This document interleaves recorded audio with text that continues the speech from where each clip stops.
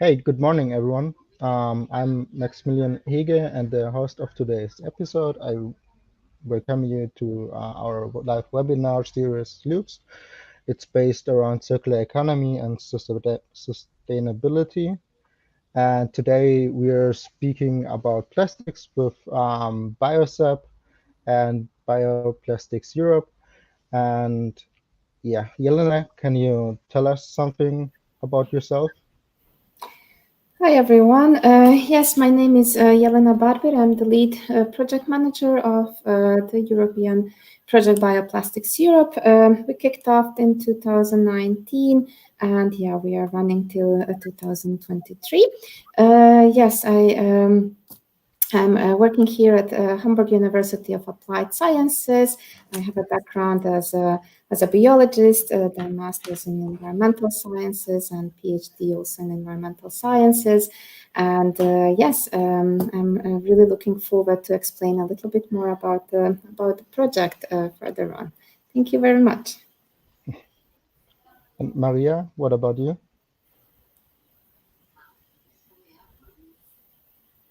Oh, I think some technical issue difficulties. Yeah.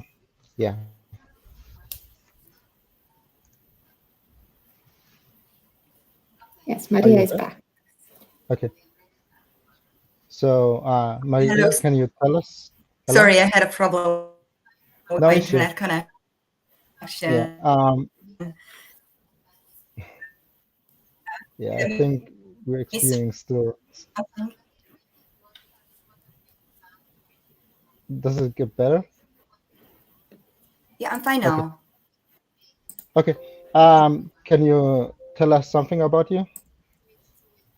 Or do you want me to tell something about myself straight away, or you want me to start my presentation and start with that? No, like you that? can start with yourself straight away, and afterwards you can start Sure. your My name is Marija presentation. But I would. Yeah, sure. I'm a postdoctoral researcher at the Technological University of the Shannon, former Athlone Institute of Technology in Ireland. And I'm a member of coordinating team and technical manager of BioICEP project. And I have a PhD in biotechnology. So basically, I'm working on production of biopolymers such as bacterial cellulose on a day-to-day basis. That's interesting. Before we start with the presentation, I would like to give a short introduction about our structure of the webinar. First, it will be your presentations, and afterwards we will have a Q&A session. I would like to highly encourage our audience to ask some questions. The question can be asked at any time in the chat, and we will grab them later. And yeah, so Maria, do you want to start your presentation? Yeah, I'll share my screen now. Yeah.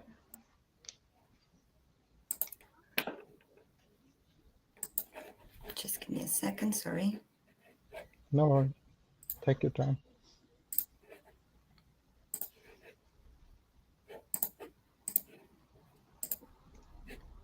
Are we okay? It's been 2 years and still asking, can you see my presentation? Yeah. Yeah, you can. Yeah, perfect. Yeah. So as I said, my name is Maria, and I'm a member of coordinating team and technical manager of BioICEP project. BioICEP is European Commission funded project, and its acronym stands for Bioinnovation of a Circular Economy for Plastics. This project started with its activities back in 2020, just a few weeks before COVID. Talking about COVID, in the midst of a global health pandemic, we started to ignore ongoing pandemic that has been going for decades and is rarely in the public spotlight. That would be plastic waste pandemic. So yes, we need to talk about numbers. Besides the fact that most of you are well aware of it, still we need to remind ourselves that this problem won't go away overnight. When plastic showed up 70 years ago, people were thrilled. Of course, they were. Let's face it, commonly used plastic is amazing. It has great properties, amazing application potential. Oh, and no washing dishes. Just take your single-use spoon or fork and single-use plate. Now we can even microwave it and throw it away when you're done. Easy and elegant, right?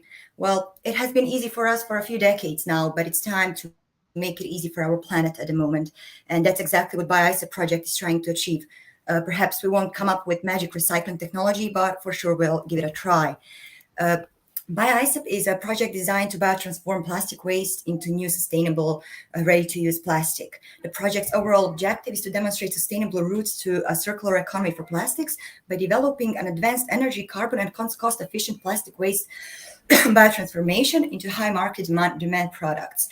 But we are being quite modest when it comes to our goals. We are well aware that even if we do find a magic way to deal with plastic waste, that change won't come overnight. So our goals are sustainable degradation of at least 20% of mixed plastics by, bioprocess, biopolymers, bioproduct development, and bio-innovative route for a circular route of plastics. Our consortium consists of 15 institutions in 9 different countries, and 3 of them are based in China. Our partners have been selected based on their expertise and facilities to carry out necessary research.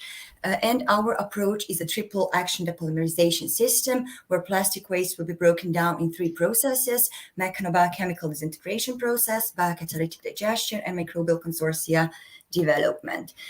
So we want to achieve accelerated degradation of mixed plastic waste and turn it into better bio-based, biodegradable replacement. Let's say plastic-all too.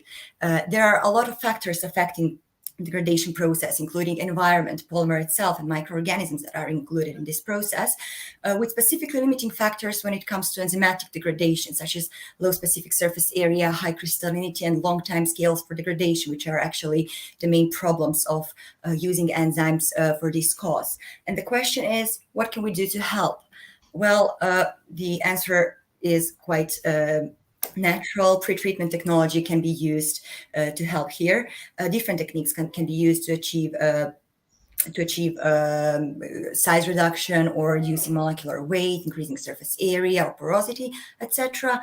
BioICEP pre-treatment team is using a mechanical milling, reactive extrusion assisted depolymerization, UV degradation, ultrasonication, etc. And for PET itself, we kind of already found an interesting solution.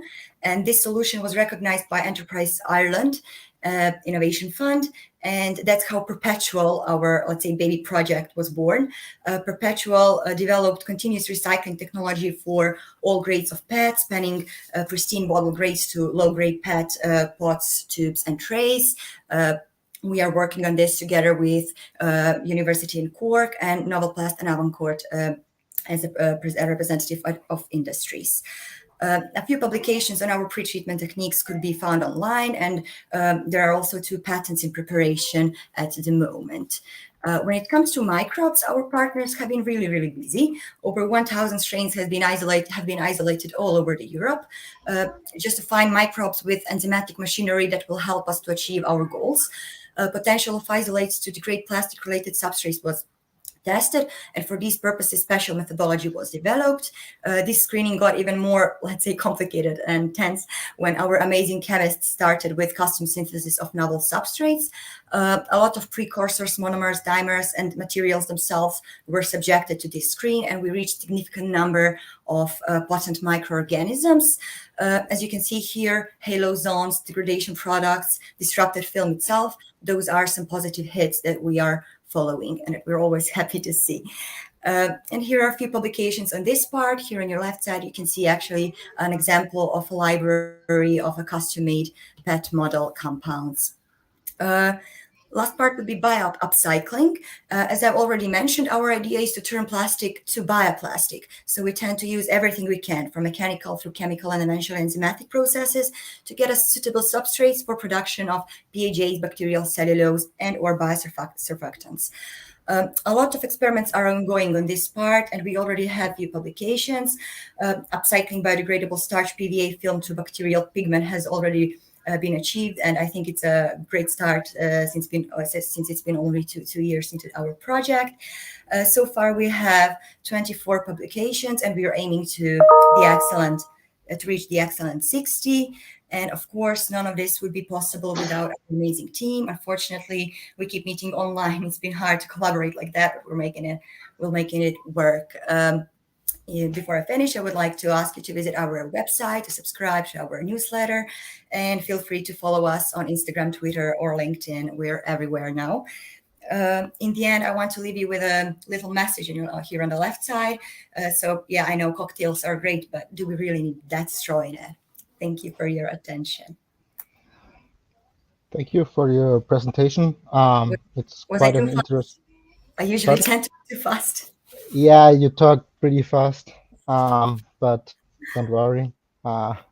Yeah, it was a nice insight of your project, and yeah, I think we can now shortly move on to our next project, BioPlastics Europe. And before that, I would like to point out that our viewers always have the possibility to write their comments or questions in the chat, and we will get back to them later. So, Jelena, do you would like to give us an overview about your project? Yes, sure. I will try to share my screen now. Okay, it was screen 1. Okay, I will try to talk a little bit slower than Yeah, don't Marija. worry. And I'm not so fast. I am sorry. Probably I will need a little bit more time. Anyways, once again, thank you everyone for following this webinar and learning about those projects. Besides the scientific part of the project that Marija also really nicely now exposed, it's also important that those projects are visible, that we communicate with our stakeholders and so on. So bioplastics, besides doing the scientific part, we also have a great accent on that as well. So this will be also part of my presentation. So as I mentioned before, I'm the lead project manager of the project BioPlastics Europe, and I will explain you a little bit what we do and how we do it today. So we were lucky, Marija. We kicked off in 2019 in October. So actually we have this joint photo all together, but this is the only one we have. So we are running for 4 years. After 2 years, 2.5 years, we always have these photos, as you can see on the right side of my presentation. However, I'm really proud to see that the team is happy and motivated still, although we are working under those crazy conditions at the moment. So the project BioPlastics Europe, this is the full title of it. It's focused on developing and implementing sustainability-based solutions for bio-based plastic production and use to preserve land and sea environmental quality, and focus mainly on Europe. So this is our partnership. We have 22 partners from 13 countries, and we have been granted with the Horizon 2020 funding with 8.5 million euros to achieve our goals. As you can see, almost all partners are located in Europe, so it's basically European project, but we have one industrial partner, Hanhiap, who is located in Malaysia. We have a diverse consortium here. We have it's a combination of universities, also research institutions, and private companies. As you can see here, we from Hamburg University of Applied Sciences, we are a coordinator of the project. And you can find us here on the website, email, social media, and so on. So what we are going to do, we are trying to push towards circular economy here, using the work packages as you can see it on the left side of the screen. So what we want to achieve, so to move the waste collections to composting or recycling, then to produce the feedstock, which will be a basis for production of bio-based materials.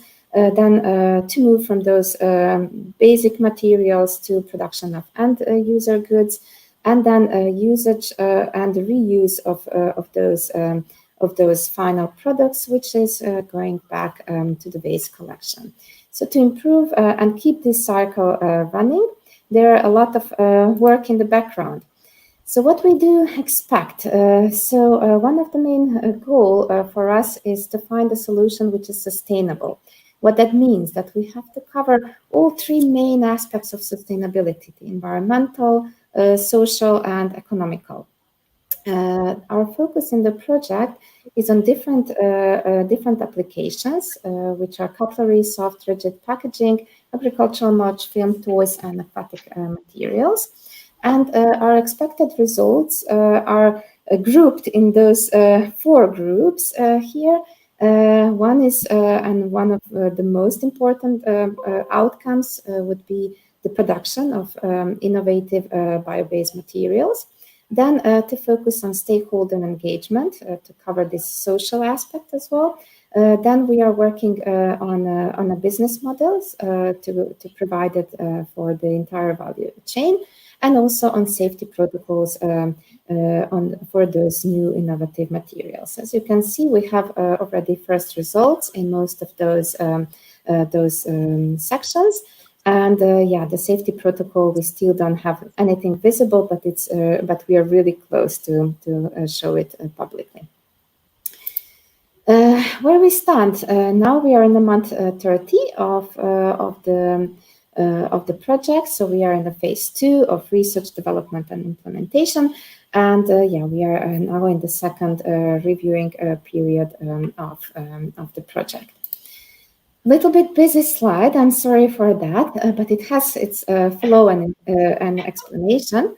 So we started with developing the prototypes, and we focused them. They are based on 3 different kind of base materials, so PBS, PLA, and PHPV, which are produced by our companies, Arctic Biomaterials from Finland and Nature Plast from France. So those are focused on the different applications, as I mentioned before. And then those materials were sent to the laboratory and the field test for the first round of tests. And the first results we obtained in autumn last year. Then within work package 3, we did the modification of the compounds, and we finalized those modifications, and we are here now, as you can see, and in this month we are sending around our samples again to the companies, to the test sites for the second round of tests. So this is just an overview of where all those tests are running and which kind of tests. So you can see it's all over the Europe.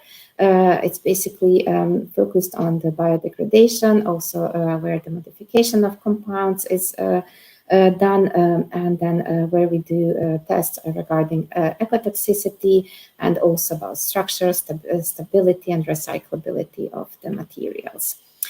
So this is more about the scientific part. Besides that, there is a lot of other things going on within the BioPlastics Europe project. One of those is the focus on the policy recommendations from the project. So just recently, since that was planned in the second part of the project, so just recently we developed the policy framework. And as you can see, focusing on our applications and inputs from project partners through the work packages from BioPlastics Europe, we are sending those inputs out of the project and sending it to different levels, to the stakeholders, to the industries, to different organizations across the value chain, and also to individual level when it comes to the consumers directly. We are combining this together with our work, and then we are preparing the outcomes that will be communicated to the EU via EU policy recommendations in two different aspects. One is direct deliverables from the project in different work packages, and the final one will be combination of the summary of all those outcomes as one white paper. Besides that, just shortly to express the social progress of the project. So we are focused on different target communities, and we developed our stakeholder engagement strategy to reach scientific community, policymakers, municipalities, producers, and consumers. and general public as well. We have two networks, European Bioplastic Research Network, which is mainly in communication with scientific communities, policymakers, producers, and consumers, and the Historic Cities Against Plastic Waste Network, which is focused mainly on the plastic pollution within municipality, and it's shared with general public. So what we did at the beginning, we kick off with a stakeholder engagement promotion event series, where we reach over 780 participants, 30% from companies, 70 from research institutions and public services. And all those events, it was 12 online events across Europe, as you can see, and also like one in Malaysia. So then we clustered all those stakeholders. We prepared the strategy, how to work with them closely and how to keep them informed. So from BioPlastics Europe, we are a lot of different ways we are spreading information to the pool of stakeholders. Some of those, as you can see, they will just disappear. They will not be interested and leave. Some of them will just keep themselves informed, but others will actually closely engage with the project. This can be done using our focus group interviews or interactive workshops across the value chain or networks that I just presented, or in the form of other projects with who we are closely working. Then all those joint inputs through the networking, capacity building, experience and knowledge exchange, we have direct inputs to the project scope, and then we create those joint contributions to the EU policies, as I explained. So if you want to join us, if you still are not being part of our project, you can just go to our website here and then click stakeholders form. And then you can choose how strongly you want to engage. Do you just want to be our stakeholder being informed about the project, or join our networks, or become network or associate partner, or so on? So in our networks, in the research network, we have already over 650 members there, and 5 events online that we organized behind us, and new upcoming, and also 4 events for the HISCAP network, and 55 official members there. Just a little bit more of your attention, something as Marija also mentioned at the beginning of her presentation, that dealing with COVID and everything it actually connects with the current situation that we are living, we also applied in this project. So we developed an augmented reality solution and to connect, to inform people how they can protect themselves using the face mask, but also how it affects the environment. So as a result, we created the filter that can be used on Instagram, that you can actually choose between different kind of masks, the cotton mask, the bio-based masks that are also on the market, just a single-use mask, and so on. And then you are informed how much you protect yourself, how much you protect others through those filters of the mask.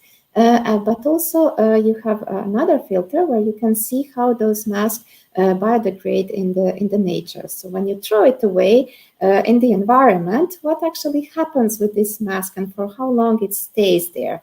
So you can also check this out on our website, and also we can share it afterwards, how you can access and use those filters. So yeah, everything what was done so far. So there is the website where you can find a lot of information about the project, as well as our newsletters, publications, and so on. You can follow us on 4 social media channels, Facebook, Instagram, Twitter, and LinkedIn. We have over 20 scientific publications at the moment available, but also many in the pipeline. And you can use the augmented reality filter. We created 14 events, and besides that, also 5 events regarding research network and the HISCAP. And this will be continued still for 1.5 years of the project that we have. So yes, if you still didn't, join us for the project and support us there.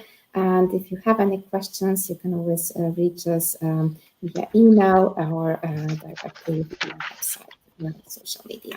So thank you for your attention. I'm sorry it was maybe a little bit long. Sorry, Marija. But yeah, I hope you enjoyed it.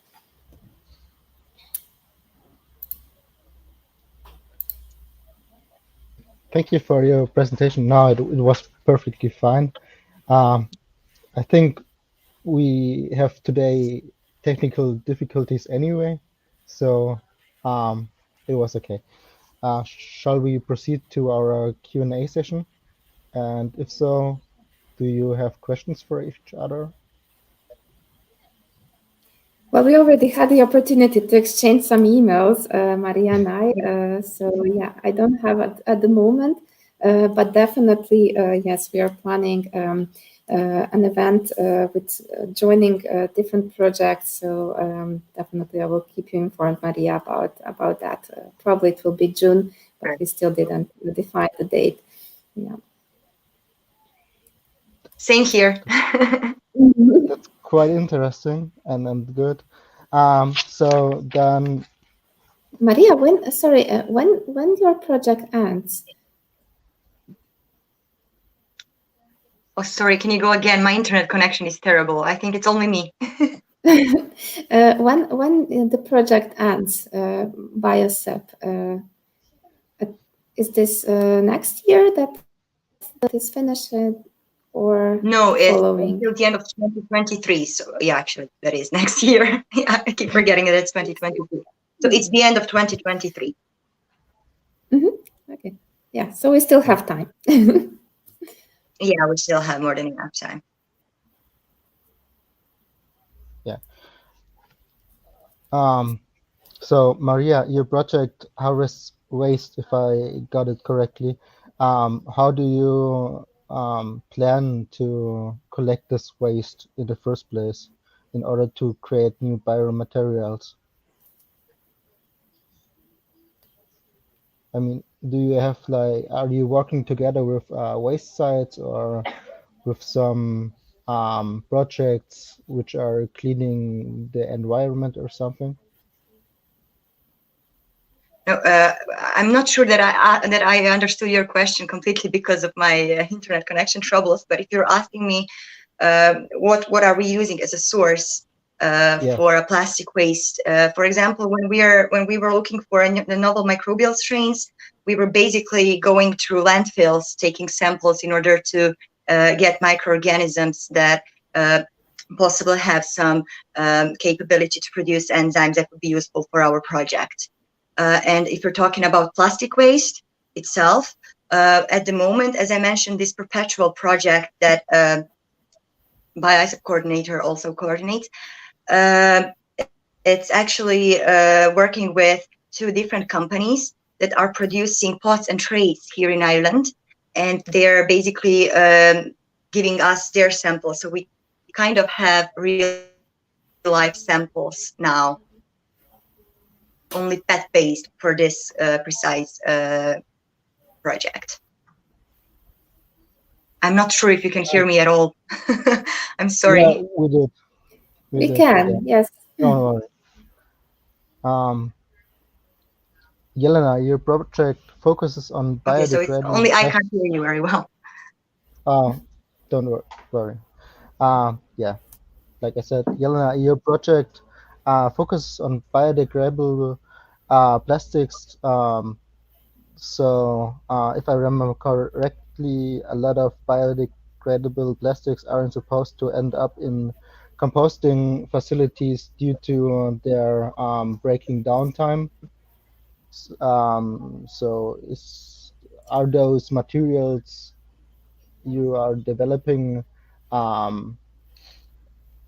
in that regard biodegradable in biodegradable facilities or not?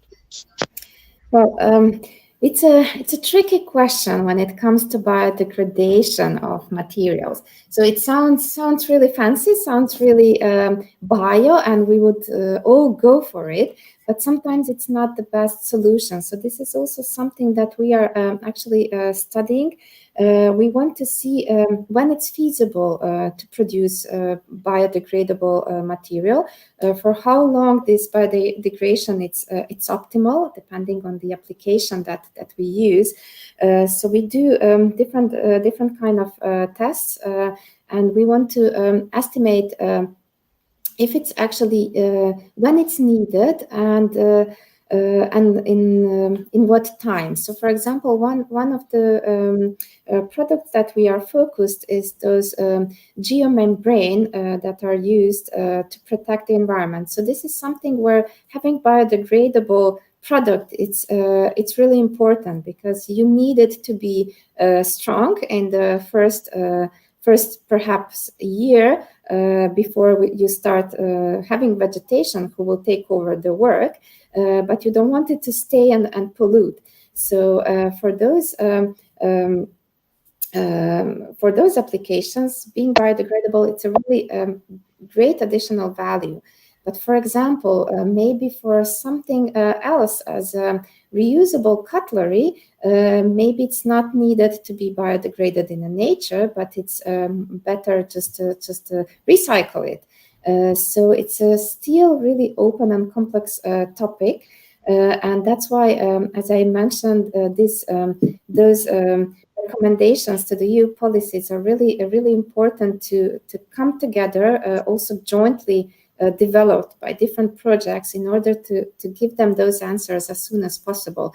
Because what we don't want to do, again, is to make a mistake and to do something that it's not the best solution, and then we have to cope with it again, as what we are doing now with producing this tremendous amount of single-use plastics. So in this project, we really want to stress this, that we really need to think well now when we are having this second opportunity, and to do it as best as possible. Yeah. I hope this answers partly your question. Well, it does. You just try to do it in the right way, and in the meantime, you try as well to educate policymakers. And but in some ways, those policymakers are doing exactly the opposite you're trying to tell them, and that's what that was the main idea behind my questions, because at least in my hometown, there's now this really strong regulation when it comes to waste, and you have to really separate the waste, but you're not supposed to put a lot of things in bio waste, even though it's bio waste. Anyway.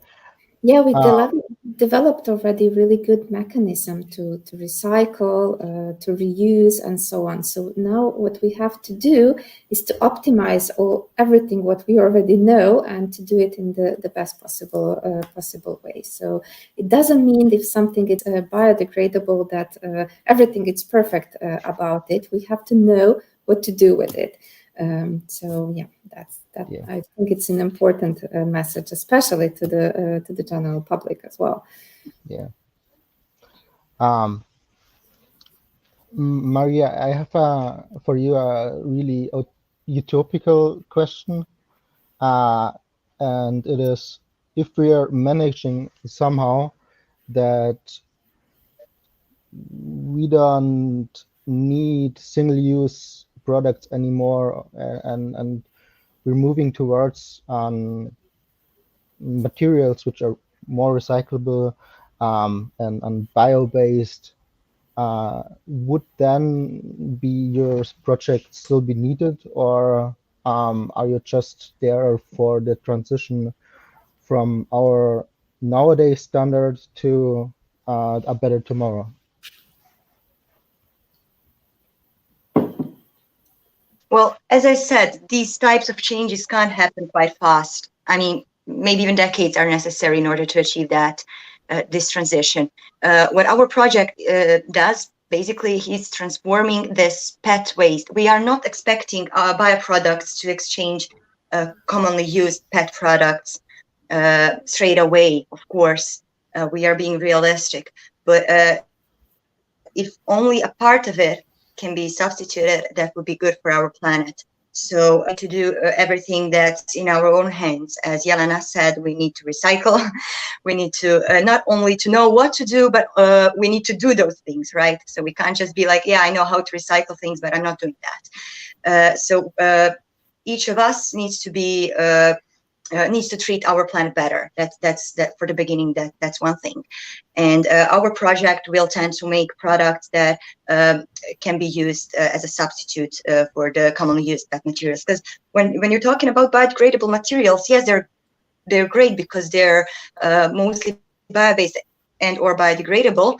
But on the other hand, their characteristics are not as good as commonly used plastics. And that's actually a huge drawback. And that's another thing that we're working on as well. We're trying to make these biomaterials, for example, bacterial cellulose, better for different sorts of applications, if you understand what I'm saying. Yeah, I do. Even though I'm not a biologist and I have my troubles understanding yeah, certain things about chemistry, but it's just my personal problem and not of other people.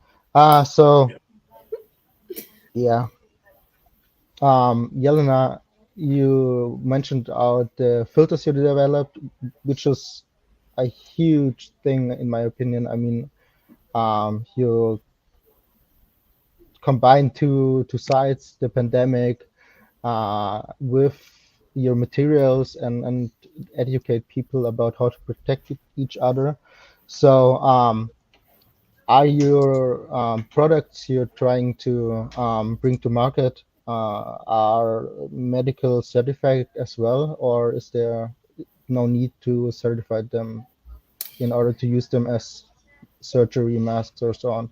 Yeah, it's we are not actually developing the face masks. We were doing that with we just communicated the idea and the information. We wanted to keep this trend, to keep people engaged and to think, okay, when something happens, what are the consequences? So, and also on the other side, to support the protection and saving lives by saving masks. But we didn't. That was not in our planning of the project to produce face masks. So we just collaborated with a company from UK who provided us with the information of the bio-based mask. So we didn't developing ourselves.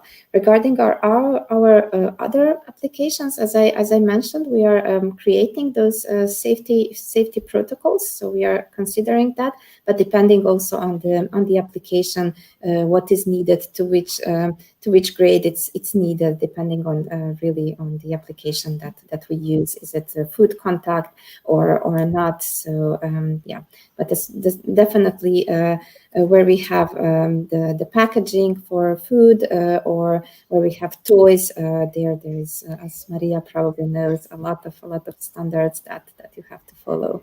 So yeah, it's not an easy task, but of course it's considered. Okay.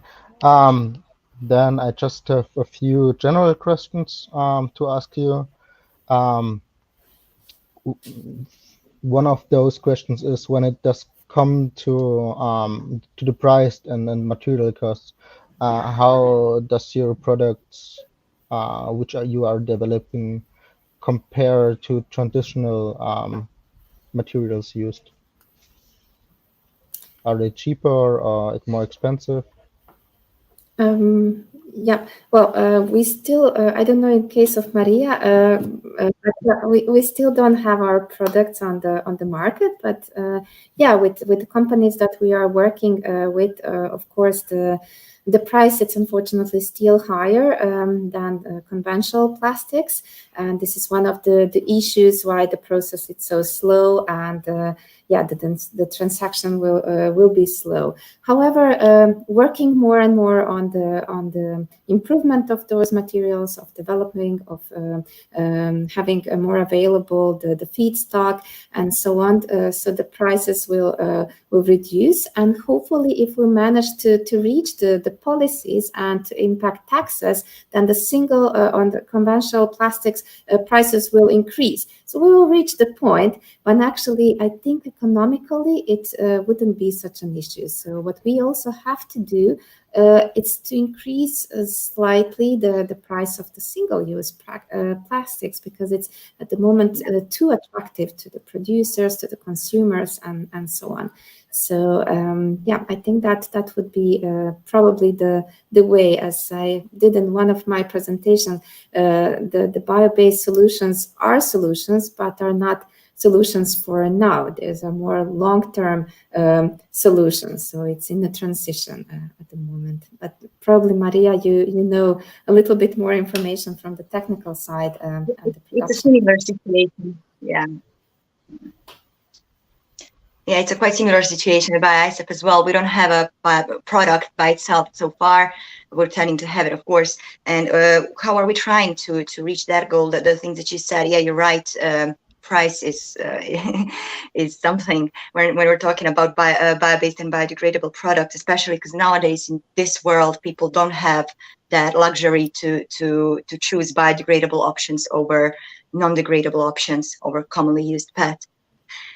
So what we're trying to do, we're trying to use especially that plastic waste. As I said, we're not tending to replace it straight away. We're tending to reuse it, to take that plastic waste, and in that way we can reduce a little bit on price of our feedstock, if you understand what I'm saying again. So that is partially a solution. So take something that people are throwing away and use it as a food for microorganisms to create something that people can use as a biodegradable product.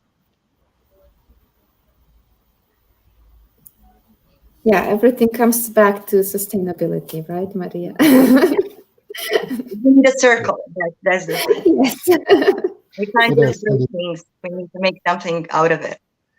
Yeah, but also I really think that it's super important in this topic, the communication, the work with the general public, with stakeholders, in order to to understand the issue, not just to take it for granted as a moment, because it's still not ready. It's still not ready because, as you, Maximilian, mentioned already, it can happen that we pollute the waste management streams by introducing some bio-based product which shouldn't be there, or so on. So we really have to be careful at the moment. So we should speed up with the bio-based materials. I agree, but also it's good that that we are taking all those precautions into account when creating the plastic number 2, as Maria nicely described it.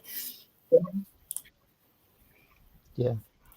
So in preparation of the episode, of course, I went through the published every information I could grab from you guys, and I read the published articles from BioICEP as well, and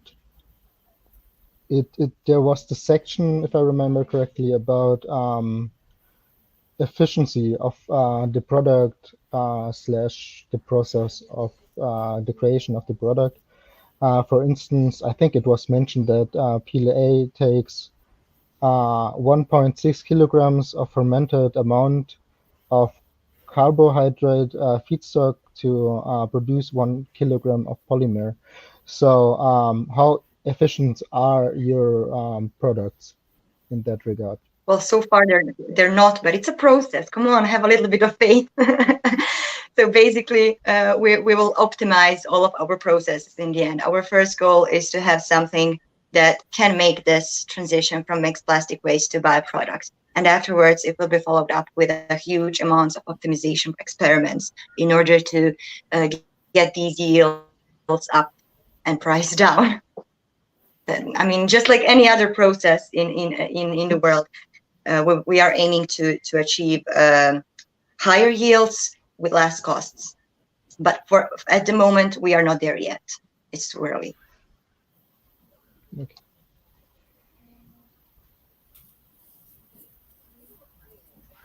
Yeah. In general, what are the expected impacts of your project? Do you think you can like change a lot, or is it just one tiny stone, which just brings forward everything, and then well, you mentioned that it's a process which will take at least a few more decades, if I got it correctly. So, what is your expected impact on that topic and on policy making? Do you want to go first, Marija, or me? Well, I see actually the. Yeah. I wouldn't like to see them project as a separate processes. I would like to see them like I see them all those European projects as a bricks. So we have bricks to build something together. But what we have to take care of, how we are going to put those bricks. Are we just going to pile it up in the different sections, or we are actually building something together? I think this is really important point to get this impact, because one project as such cannot have a huge impact. This is clear for everyone.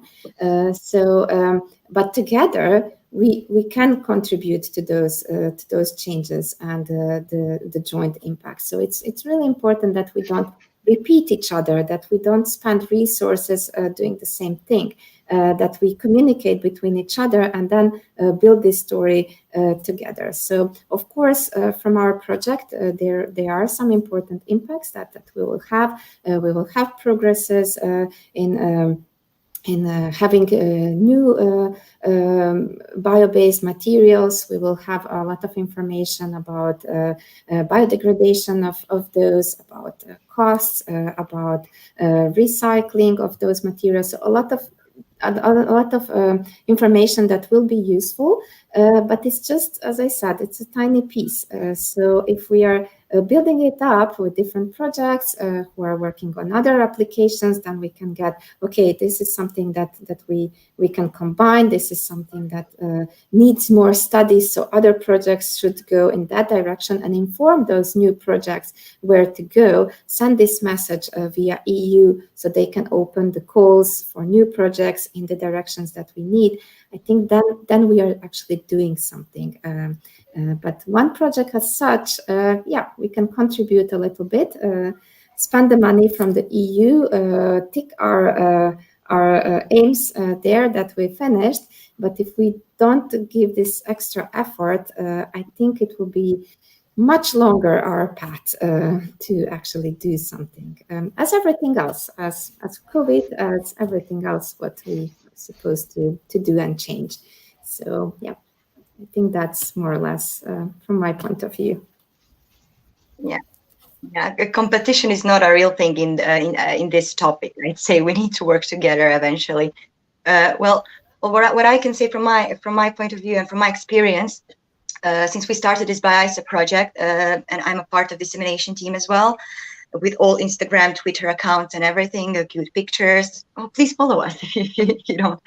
And I can say that a lot of people from my surroundings, my family, my friends, people who don't even know me but are following me or a project, started asking questions. And I think that's also a great impact to begin with. Reaching people and talking about these things is very, very, very important. So that's the only thing I have to add to Jelena's story. Yeah, in that regard, it's I think I would describe it as a huge impact if you work together, or if we all work together, and not just pointing out that your project is the best. I mean, you described it in some sort of self-reflection way, that you say we are just one part of the complete system we need to change. So that was really a good answer, to be honest. Yeah. Okay. From my side, we have reached like all the questions I wanted to ask. I asked them. So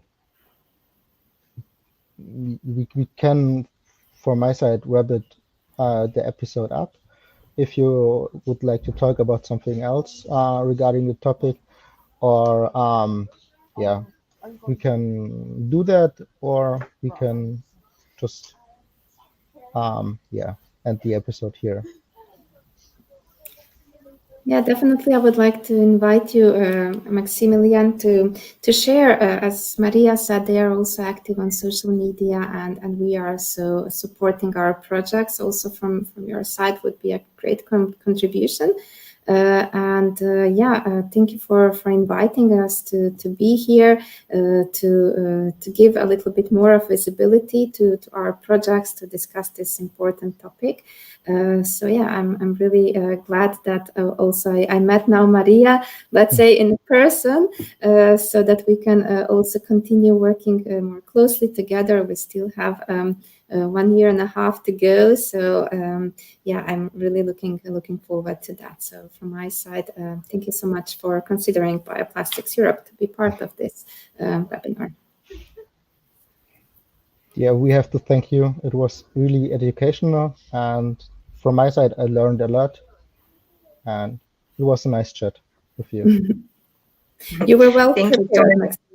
Maximilian. Yeah, you did a great job. And if you have any questions, you or any of the audience, please feel free to email us or send us a message on any of our social media.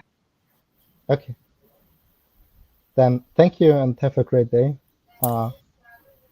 We will see you in the next episode. Thank you so much. Bye. Thank you very much, and regards from snowy Hamburg today. Yes, a climate change. Yeah. Okay. Yeah. Okay, Why? I wonder. Yes. Have a nice day. Bye. Bye-bye.